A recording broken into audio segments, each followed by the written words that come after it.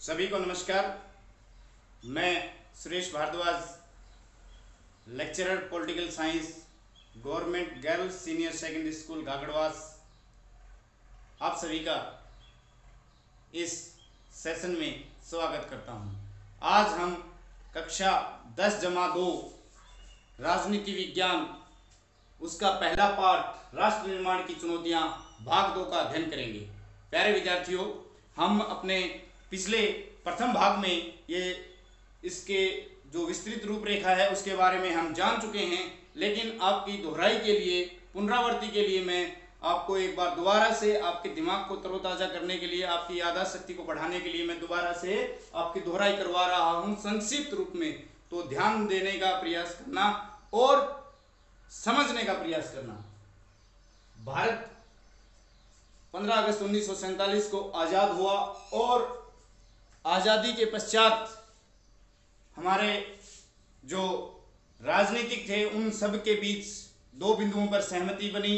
सर्वप्रथम ये हुआ कि हमारे देश का जो शासन है वो लोकतांत्रिक आधार पर चलाया जाएगा और जो सरकार है वो सबके भले के लिए कार्य करेगी। ये दो बिंदुओं पर सहमति बनी और उसके पश्चात हमने ये जाना कि जो देश निर्माण है, राष्ट्र निर्माण हुआ हमारा भारत का आज़ादी के पश्चात, उसके अंदर कितनी ज़्यादा हमें परेशानियां आई, कौन कौन से हमारे सामने चुनौतियां आई। उसमें सबसे जो महत्वपूर्ण चुनौती, 3 चुनौतियां उभर कर आई। सबसे पहले आई एकता के सूत्र में देश को बांधना, क्योंकि भारत एक बहुत बड़ा विशाल देश था, विशाल देश है, और लोकतंत्र की स्थापना करना और पूरे समाज का भला करना, ये 3 चुनौतियां थी। और इसी क्रम में जब भारत का बंटवारा हुआ तो वो द्विराष्ट्र सिद्धांत के अनुसार हुआ, जिसकी मांग मुस्लिम लीग के द्वारा 1920 के समय से ही उठाई जा रही थी और अंत में वो अपने इस मकसद में कामयाब हुए।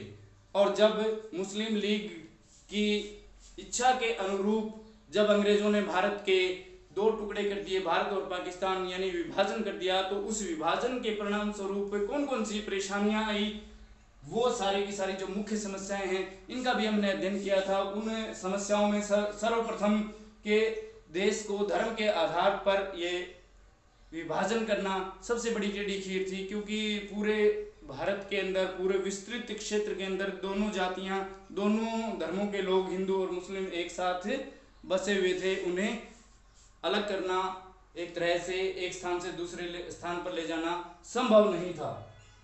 बहुत सारे इलाके ऐसे भी क्षेत्र थे जहां पर एक तरह से दोनों संख्याएं लगभग बराबर थी, तो उनका भी फैसला इस आधार पर किया गया कि जिस जिले में ज़्यादा, जिस संख्या, जो धर्म की संख्या ज़्यादा है, उसके आधार पर उसके देश का बंटवारा कर दिया जाए। तो और इसके साथ साथ हमने ये भी जाना कल पिछले अपने भाग में कि जो विभाजन के जो परिणाम सामने आए, जो विभाजन की जो त्रासदी हमने झेली, वो किस प्रकार से भयावह थी, उसके कारण हमें कितनी परेशानियों का सामना करना पड़ा। सबसे ज़्यादा हमने सांप्रदायिक हिंसा का सामना किया और एक तरह से अचानक स्थानांतरण होने के कारण बहुत से लोग, लाखों की संख्या में लोग बेघर हुए, स्थान छोड़ने को मजबूर हुए और एक तरह से शरणार्थी बन करके शरणार्थी शिविरों में उन्होंने अपना जीवन यापन किया। तो हम अंदाज़ा लगा सकते हैं कि उस विभाजन की जो त्रासदी थी, उस विभाजन का जो दुष्परिणाम था, वो हमने कितना अधिक रूप में झेला है। तो इसके बाद एक और समस्या का भी हमने अध्ययन किया कि जो आज़ादी के पश्चात अंग्रेजों के द्वारा जो एक तरह से हमारे चिंगारी लगाई गई थी कि जितने देशी राज्य और ब्रिटिश राज्यों को वो छोड़कर चले गए थे 565 की संख्या में, और उनको भी ये अधिकार दे दिया था कि वो या तो भारत में शामिल हों या पाकिस्तान में शामिल हों या अपना आप को स्वतंत्र बनाए रखें। तो इस प्रकार से एक तरह से बहुत बड़ा खतरा था भारत के सामने, 565 रियासतों को एकजुटता के सूत्र में बांधना। इस महान कार्य को हमारे सरदार वल्लभ भाई पटेल, जिसे लौह पुरुष का नाम दिया जाता है, एकीकरण का एक तरह से उनको पितामह कहा जाता है, उन्होंने इस मुश्किल कार्य को पूरा किया और 561 रियासतों को एकता के सूत्र में बांध दिया। केवल 4 रियासतें ऐसी बची थी, 4 रियासतें ऐसी बच गई थी जिन्होंने अपने आप को एक तरह से अपनी सहमति पत्र के ऊपर हस्ताक्षर नहीं किए थे। आज हम अपने इस अध्याय में इन्हीं सब बिंदुओं पर चर्चा करेंगे कि वो कौन से 4 राज्य थे जिन्होंने सहमति पत्र पर हस्ताक्षर नहीं किए थे और भारत के एकीकरण में एक रोड़ा अटकाए हुए थे। और इसके साथ साथ आज हम ये भी जानेंगे कि महात्मा गांधी जी की जो शहादत हुई वो किस बात का परिणाम थी, और ये भी जानेंगे कि महात्मा गांधी जी आज़ादी के जश्न में क्यों शामिल नहीं हुए। इसके साथ साथ आज इस अध्याय में हम ये भी अध्ययन करेंगे, इस बात का भी पता लगाएंगे कि जो राज्यों का जो पुनर्गठन हुआ वो भाषा के आधार पर किस प्रकार से किया गया। तो चलिए आज हम शुरुआत करते हैं।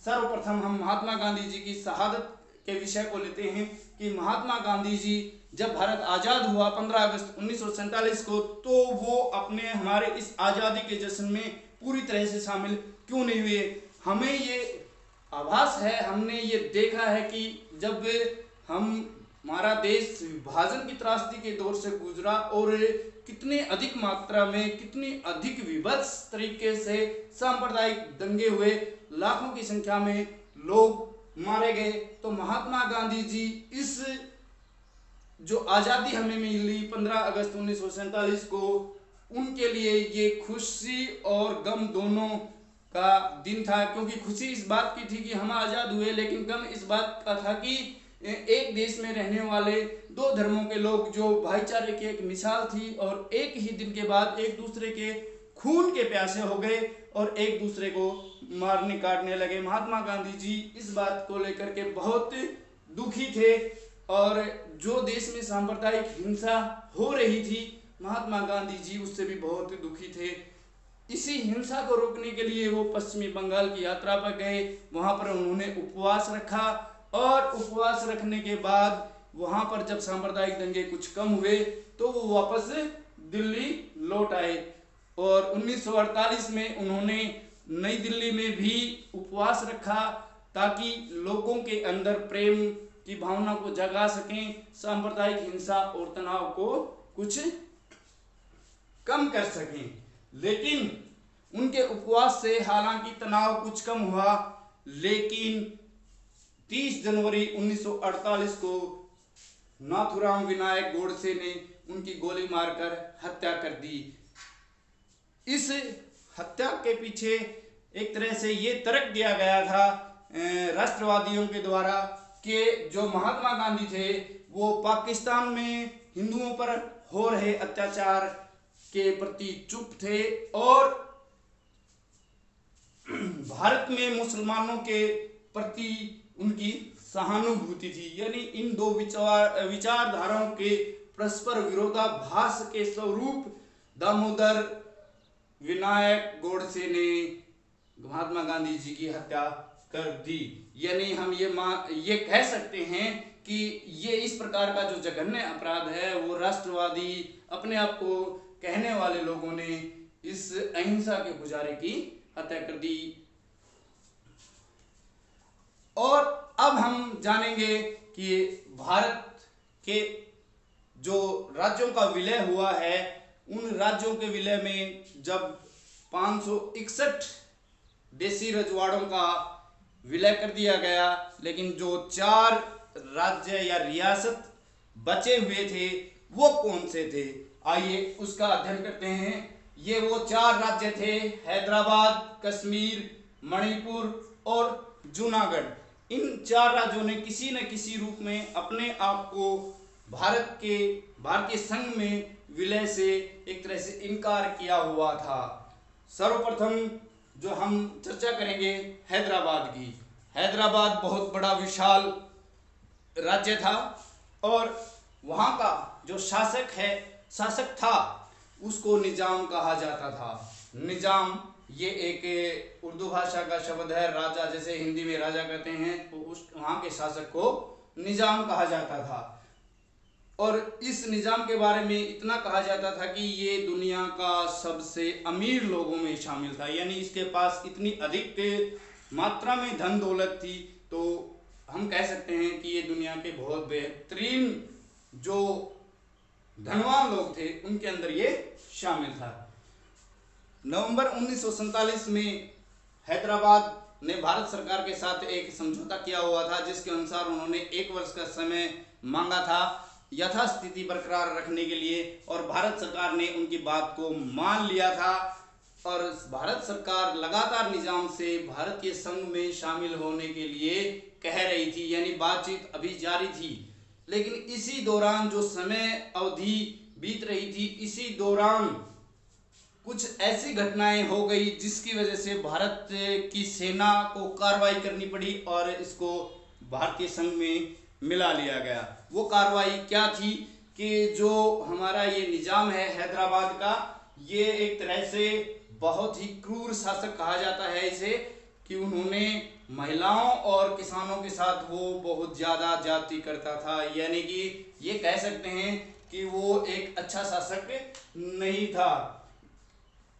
इसी शोषण के खिलाफ लोगों ने वहाँ एक आंदोलन किया और इतना जन आंदोलन बना कि एक तरह से निजाम घबरा गया, और निजाम ने अपने इस जन आंदोलन को दबाने के लिए अपनी सेना, जिसे वो रजाकार कहता था, वो रजाकारों की उसने अपनी टोली को भेजा।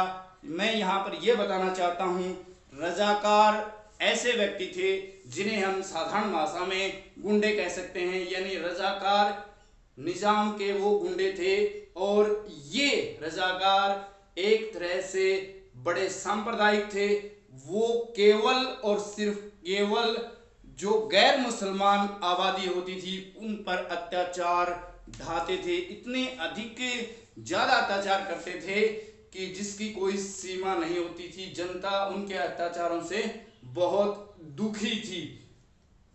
जब इन रजाकारों का अत्याचार बहुत अधिक बढ़ गया और निजाम की सेना आम जनता पर जुल्म ढाने लगी, तब इस बात की स्थानीय लोगों के द्वारा भारत सरकार के पास मदद के लिए सूचना भेजी गई और भारतीय सेना ने कार्रवाई करके उनके साथ युद्ध किया, उन रजाकारों की टोली के साथ, और निजाम की सेना को हरा दिया। और हराने के पश्चात हैदराबाद को भारतीय संघ में मिला लिया गया।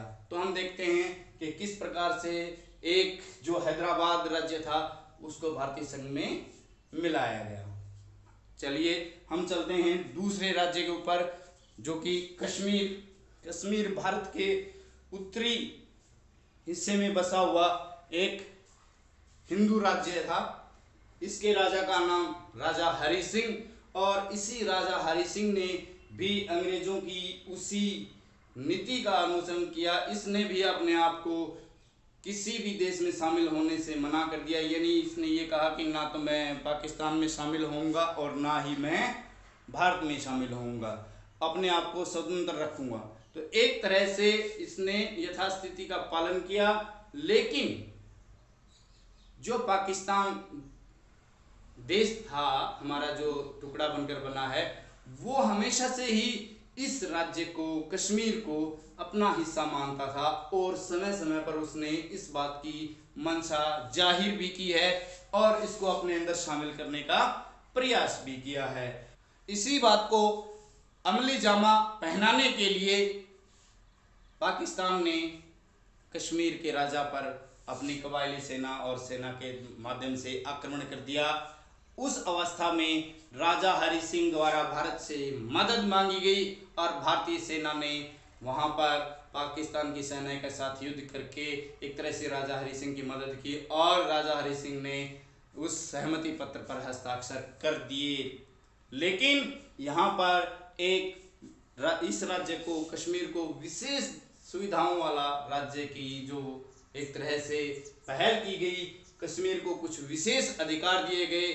मैं यहाँ बताना ये भी जरूरी समझता हूँ कि उस समय एक संविधान अनुच्छेद 370 के तहत इस राज्य को बहुत अधिक सुविधाएं दी गई थी, लेकिन उस संविधान अनुच्छेद 370 को 5 अगस्त 2019 को केंद्रीय संसद ने कानून बना करके हटा दिया है। यानी अब कश्मीर राज्य को, जम्मू कश्मीर को कोई भी विशेष सुविधाओं वाला या विशेष सुविधाओं वाला राज्य का दर्जा प्राप्त नहीं है। अगला जो राज्य है वो है मणिपुर। मणिपुर ने भी अपने आप को सीधे तरीके से भारतीय संघ में शामिल होने से मना कर दिया था। मणिपुर के राजा बोध चंद्र सिंह ने हालांकि सहमति पत्र पर हस्ताक्षर कर दिए थे, लेकिन वहां की जनता इस बात से प्रसन्न नहीं थी। वहां की जनता ये नहीं चाहती थी कि मणिपुर को भारतीय संघ में शामिल किया जाए। लेकिन जब महाराजा ने सहमति पत्र पर हस्ताक्षर कर दिए तो उस समय भारत सरकार के द्वारा ये आश्वासन दिया गया कि उनकी आंतरिक जो स्वायत्ता है उसको बरकरार रखा जाएगा, उसके साथ किसी प्रकार की छेड़छाड़ नहीं की जाएगी, उनकी धर्म और संस्कृति और उनके लोक जीवन को यथावत रखा जाएगा। यहाँ एक बात और बताना जरूरी समझता हूँ कि मणिपुर भारत का ऐसा पहला राज्य है जहां पर सार्वभौमिक वयस्क मताधिकार का प्रयोग सर्वप्रथम किया गया 1948 में, जून 1948 में प्रयोग किया गया। सार्वभौमिक मताधिकार वो अधिकार हैं जो भारत के नागरिकों को बिना किसी भेदभाव के, बिना किसी एक तरह से जाति पाति के, बिना किसी वंश के आधार पर सभी व्यक्तियों को वोट डालने का अधिकार देता है। तो एक तरह से हम कह सकते हैं कि मणिपुर भारत का पहला राज्य है जिसने अपने वहां के नागरिकों को वयस्क मताधिकार का प्रयोग करने का अधिकार प्रदान किया है।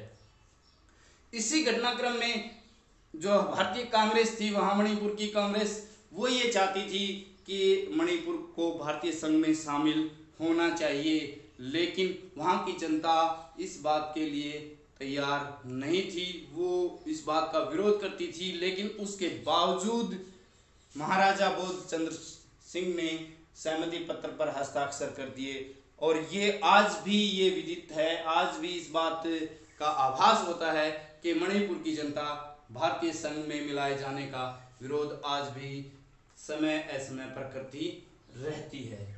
चौथा जो राज्य जूनागढ़, उसके बारे में मैं सिर्फ इतना बताना चाहूँगा कि जूनागढ़ के राजा ने भी अपनी इसी प्रकार की सहमति पत्र पर हस्ताक्षर न करने की बात दिखाई थी, लेकिन तत्काल ही भारतीय सेना के दबाव के अंतर्गत उसने भी सहमति पत्र पर हस्ताक्षर कर दिए थे।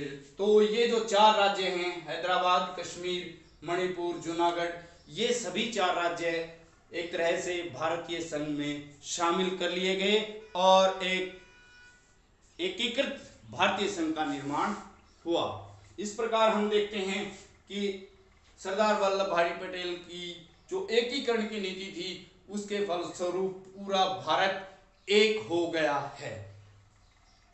इसी पाठ्यक्रम में हम भारत के सामने एक और परेशानी उभर करके आई। हम अब उस परेशानी का यहाँ पर आपसे अध्ययन करवाएंगे कि ये जो परेशानियां थी ये एक तरह से हम ये कह सकते हैं कि चुनौतियां थी, लेकिन इसके अलावा ये चुनौती भी आई कि जब हम आज़ाद हो गए तो राज्यों का किस प्रकार से गठन किया जाए, राज्यों को किस प्रकार, इस संपूर्ण भारत को राज्यों में किस प्रकार बांटा जाए, कौन सा आधार बना जाए जिससे हमें ये लगे कि राज्यों का निर्माण सही तरीके से हो रहा है। आम जनता ये चाहती थी कि इस राज्यों का जो गठन है वो भाषा के आधार पर किया जाए और इस बारे में 1920 में जो अधिवेशन हुआ था नागपुर में, वहां पर भी कांग्रेस पार्टी ने इस बात पर अपनी मोहर लगाई थी कि जब भी हम आज़ाद होंगे तो भारत में राज्यों का जो गठन होगा वो भाषा के आधार पर होगा। लेकिन 1947-48 में जब देश का बंटवारा हुआ और वर्तमान परिस्थितियां ऐसी नजर आई जिसकी वजह से उन नेताओं को, उन केंद्रीय नेताओं को ये लगा कि यदि अब हमने भाषा के आधार पर भारत को राज्यों में बांटा तो देश को टूटने का और एकता की जो भावना है उसको बहुत बड़ा खतरा हो सकता है। इसलिए उन्होंने राज्यों को गठन करने में भाषा की मांग को ठुकरा दिया। इसलिए इसी परिणाम स्वरूप बहुत एक तरह से राज्यों का निर्माण किया गया और सर्वप्रथम पूरे भारत में लगभग 14 राज्य बनाए गए। जब राज्यों का एक तरह से वास्तविक रूप प्रदान किया जा रहा था तो कई क्षेत्रों में इस बात के विरोध शुरू हो गया और उन्होंने अपने अपने क्षेत्र को भाषा के आधार पर अपने राज्य का गठन करने का प्रस्ताव दिया, जिसे केंद्रीय नेताओं ने अस्वीकार कर दिया। जब ये आंदोलन चलने आरंभ हुए तब बाद में जाकर के केंद्रीय नेताओं ने इस बात पर सहमति जताई कि हाँ, हम अपने राज्यों का जो पुनर्गठन है वो भाषा के आधार पर कर सकते हैं। इसमें सबसे पहले जो राज्यों का जो पुनर्गठन हुआ उसके अंदर जो सबसे पहला राज्य भाषा के आधार पर बना वो आंध्र प्रदेश बना था।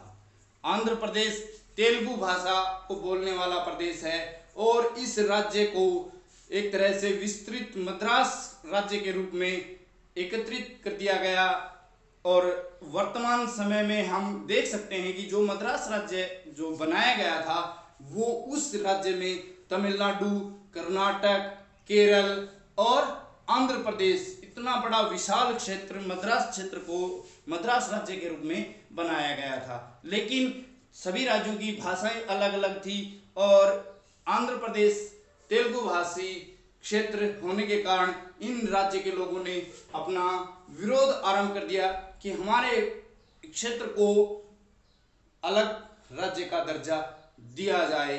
लेकिन तत्कालीन प्रधानमंत्री और केंद्रीय नेताओं ने उनकी मांग को नकार दिया। इसका विरोध जन आंदोलन के रूप में हुआ। जो आंदोलन था वो आंध्र प्रदेश को अलग राज्य का बनाने के लिए था और इस आंदोलन का नेतृत्व एक व्यक्ति हुए हैं पोटी श्री रामुलु। थोड़ा नाम जरूर अटपटा है, आपको लिए दोबारा बता देता हूं। पोटी श्री रामुलु और इस व्यक्ति के नेतृत्व में उन्होंने अनिश्चितकालीन भूख हड़ताल आरंभ कर दी और लगातार 56 दिन तक भूख हड़ताल करते रहे। और ये कहना दुर्भाग्य होगा एक तरह से उस आंदोलन के लिए कि 56 दिन के बाद इस आंदोलनकारी नेता पोटी श्रीरामुलु की मौत हो गई और मौत होने के बाद जितने भी आंदोलनकारी थे वो हिंसक हो गए, वो सड़कों पर निकल आए और एक तरह से आगजनी की घटनाएं हुई। जो कानून और व्यवस्था है उसको भी तोड़ा गया। जब जाकर के तत्कालीन प्रधानमंत्री पंडित जवाहरलाल नेहरू ने इनकी मांग को स्वीकार किया और तेलुगु भाषी क्षेत्र को आंध्र प्रदेश राज्य के रूप में बनाने का आश्वासन दिया। यानी पहला राज्य है आंध्र प्रदेश जो भाषा के आधार पर बना। इसके पश्चात सरकार ने इस मामले का पूरी तरह से अध्ययन करने के लिए एक आयोग बनाया जिसका नाम रखा गया राज्य पुनर्गठन आयोग। इस जो गठित आयोग है इसका एकमात्र उद्देश्य ये था, इन संभावनाओं का पता लगाना था कि भारत के अंदर नए राज्यों का पुनर्गठन करने के लिए, नए राज्यों का निर्माण करने के लिए क्या आधार होना चाहिए। इस पुनर्गठन आयोग को 1953 में इसको गठित किया गया और इसका जो अधिनियम 1956 में पारित किया गया। इस अधिनियम के बाद इस आयोग ने जो सिफारिशें दी उसको संक्षिप्त रूप में मैं ये कहना चाहूँगा, उन्होंने ये सिफारिश दी थी कि जो राज्यों का जो पुनर्गठन होगा वो भाषा के आधार पर किया जाएगा। यानी जो भी नए राज्य बनाए जाएंगे उनका मुख्य आधार भाषा होगा। भाषा के आधार पर क्षेत्र का बंटवारा किया जाएगा ताकि नए राज्यों का निर्माण आसानी से किया जा सके। और इसी भाषा के आधार पर बाद के वर्षों में भी इस बात को इस आयोग के सिफारिश अनुसार राज्यों का पुनर्गठन किया गया। उन राज्यों में से 1960 में गुजरात और महाराष्ट्र बने, 1966 में पंजाब से अलग हो गए हरियाणा और हिमाचल प्रदेश बने, और इसी प्रकार 2000 में छत्तीसगढ़, उत्तराखंड और झारखंड का राज्यों का निर्माण हुआ।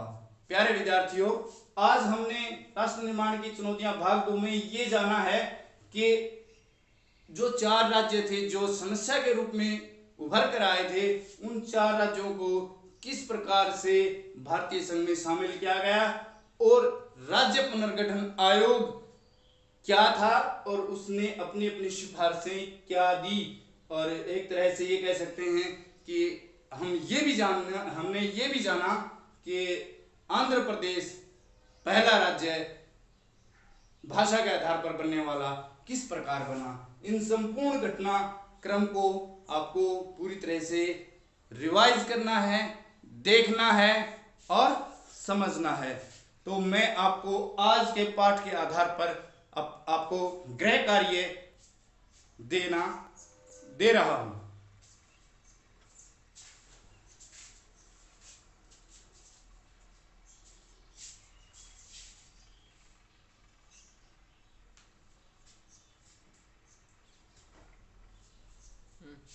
प्यारे विद्यार्थियों, आज का जो गृह कार्य है वो इस प्रकार रहेगा कि महात्मा गांधी आजादी के जश्न में शामिल क्यों नहीं हुए,